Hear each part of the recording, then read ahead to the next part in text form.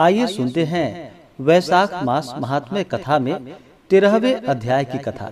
तो बोलिए प्रेम से भगवान विष्णु की जय, माता लक्ष्मी की जय। ब्रह्मा जी कहने लगे कि हे यम, इसमें आश्चर्य की क्या बात है। गुण वालों से ईर्षा करना दुख का कारण होता है। जिनके नाम मात्र के जपने से परम पद की प्राप्ति हो जाती है, तो वह राजा शासन से वैकुंठ क्यों न जाए। यज्ञ करने से तो फिर जन्म लेना पड़ता है, परंतु जो भगवान को प्रणाम करते हैं वह जन्म मरण के फेरों से छूट जाते हैं। जिनके हृदय में हरि यह 2 अक्षर है, उनको कुरुक्षेत्र अथवा सरस्वती जाने की क्या आवश्यकता है। जो ब्राह्मण चांडाल अथवा रजस्वला से भोग करते हैं, वह भी हरि के स्मरण से विष्णु लोक को चले जाते हैं। अभ्यक्ष वस्तु को खाने से जो पाप लगता है, वह भी भगवान के स्मरण से छूट जाते हैं। हे यम, इस प्रकार यह वैशाख मास भी भगवान को अति प्रिय है। इसके धर्मों को सुनने मात्र से अनेक पाप दूर हो जाते हैं। जो वैशाख के धर्मों का पालन करता है और उसके गुणों का गान करता है, उन सब पर भगवान प्रसन्न होते हैं। ब्रह्मा जी कहते हैं कि हे यम, उस राजा पर मेरा कोई प्रभाव नहीं, क्योंकि विष्णु के भक्तों को अशुभ करने की किसकी सामर्थ्य है। उनके भक्तों को जरा, मृत्यु, व्याधि आदि का कुछ भी भय नहीं होता।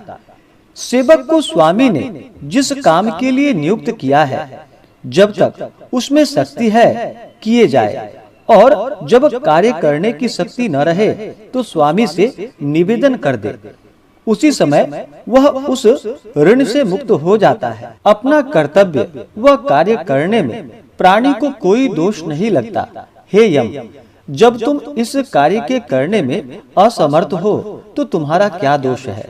जब ब्रह्मा जी ने ऐसा कहा तो यम अत्यंत दुखी हो आंसू बहाने लगा तथा अत्यंत दीन वाणी से बोला कि हे पितामह, आपकी सेवा में मुझको सब कुछ मिल गया, परंतु अब मुझे अपने काम पर जाने की तब तक इच्छा नहीं है जब तक भूमंडल पर यह राजा राज्य करता है। जब तक इस राजा को इस कार्य से मैं चलायमान नहीं कर देता, मुझको आराम प्राप्त नहीं हो सकता। आप मेरे इस कार्य को सिद्ध कर दीजिए, तभी मैं फिर शासन कर सकता हूँ। यम की यह बात को सुनकर ब्रह्मा जी यम को समझाते हुए बोले कि हे यम, इस वैशाख धर्म में परायण राजा का निग्रह तू नहीं कर सकता, और यदि क्रोधवश तू नहीं मानता तो चल विष्णु भगवान के पास चलते हैं। जैसा वह आज्ञा करेंगे वैसा ही किया जाएगा, क्योंकि वह संपूर्ण लोकों के कर्ता, धर्म के पालन करने वाले और संघ को नियम में चलाने वाले हैं। भगवान की आज्ञा के विरुद्ध कुछ भी नहीं कर सकते, ना ही इसकी भक्ति के विरुद्ध कुछ भी दिखाई देता है। ऐसा कहकर ब्रह्मा जी यम को लेकर क्षीर सागर में गए और निर्गुण रूप परमेश्वर अद्वितीय पुरुषोत्तम भगवान की सांख्य योग से स्तुति करने लगे। इस प्रकार की स्तुति पर श्री विष्णु भगवान प्रकट हुए और गंभीर वाणी से कहने लगे कि तुम्हारे आने का क्या कारण है। क्या तुम राक्षसों के द्वारा सताए गए हो। यम का मुख मलिन और कंधे क्यों झुके हुए दिखाई देते हैं। तब ब्रह्मा जी कहने लगे कि हे प्रभु, राजा कीर्तिमान की आज्ञानुसार उनके शासन में सब मनुष्य वैशाख मास के धर्म का पालन करके विष्णु पद को प्राप्त करते चले जा रहे हैं। इस कारण जब सारी यमपुरी खाली हो गई तो यम युद्ध करने के लिए राजा के पास गया और अपना दंड उठाकर राजा को मारने लगा, तो आपका सुदर्शन चक्र ने इसको परास्त कर दिया। अब वह दुखी होकर मेरे पास आया है। हम आपके भक्तों को दंड देने की सामर्थ्य नहीं रखते हैं, इसलिए आपकी शरण में आए हैं। अब हे महाप्रभु, आप राजा को दंड देकर अपने यम की रक्षा करो। ब्रह्मा जी की यह बात सुनकर भगवान विष्णु हंसकर कहने लगे कि हे ब्रह्मा जी तथा यम, मैं लक्ष्मी जीव अपनी देह को और प्राण को भी त्याग कर सकता हूँ। श्री वरुण कौस्तुभमणि तथा वैजंती माला का भी त्याग कर सकता हूँ। श्वेत द्वीप, वैकुंठ, क्षीर सागर, गरुड़ और शेष को भी छोड़ सकता हूँ, परंतु अपने भक्तों को नहीं छोड़ सकता। आप ही सोचिए, जिन्होंने मेरे लिए सर्वस्व त्याग दिया, अपनी आत्मा मुझ में ही लगा दी, और उनको कैसे त्याग सकता हूँ। हे यम, मैं तेरे दुख को दूर करने का उपाय बताता हूँ। इस राजा की आयु मैंने 10,000 वर्ष की है, जिसमें 8,000 वर्ष व्यतीत हो चुके हैं। अब 2,000 वर्ष की आयु भोग कर वह मेरी सायुज्य भक्ति को प्राप्त होगा। तब वेन नाम का राजा बड़ा दुराचारी होगा और वेदों वह धर्मों को नष्ट कर देगा। तब वैशाख धर्म का लोप हो जाएगा और वह स्वयं ही अपने पाप से जल जाएगा। फिर मैं प्रभु का अवतार लेकर पुनः धर्म की स्थापना करूंगा और वैशाख धर्म भी मनुष्यों से करवाऊंगा। जो मेरा भक्त है, जिसने मुझ पर ही अपना ध्यान लगा दिया है और सर्वस्व त्याग दिया है, वह कोई हजारों में से एक ही होता है। उनको ही वैशाखोक्त धर्म कहना चाहिए। बहुत थोड़े मनुष्य पृथ्वी पर मेरे धर्म को जानने वाले हैं। हे यम, तू अब किसी प्रकार से दुखी मत हो, तेरे कार्य की सिद्धि हो जाएगी। वह राजा तेरा भाग भी देगा। अब दुख को छोड़कर पराक्रम प्राप्त कर। बल अधीन होने के कारण तुम्हारे पराक्रम का अंश तुम्हारा शत्रु ही खा जाता है। भाग का अधिकारी अपने भाग को ही ग्रहण करता हुआ दुखी नहीं होता। जो मनुष्य विधि से प्रतिदिन स्नान, अर्थ, जल कुंभ, दही, अन्न आदि का दान नहीं करेंगे, उनका वैशाख धर्म निष्फल ही हो जाएगा।